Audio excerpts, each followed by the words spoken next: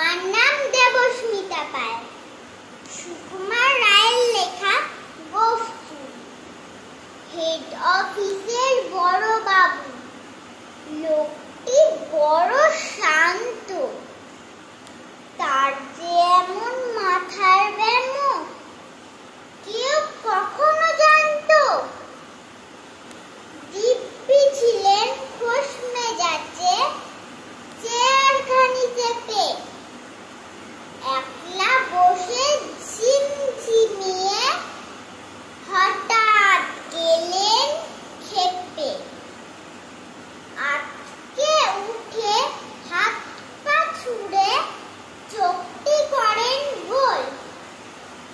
হঠাৎ বলেন, গেলুম গেলুম, আমায় ধরে তোল।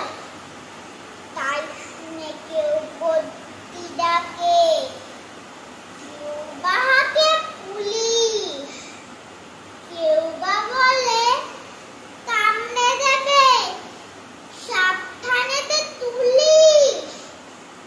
ব্যস্ত সবাই এদিক ওদিক করছে ঘোরাঘুরি। বাবু হাঁকে, ওরে আমার গোফ খেয়েছে চুরি। গোফ হারানো আজব কথা, তাও কি হয় সত্যি?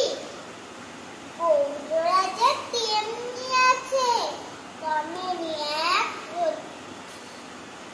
সবাই তারে বুঝিয়ে বলে, সামনে ধরে আয় না, মোটেও গোফ হয়নি চুরি, কখনো তা হয় না। বেগে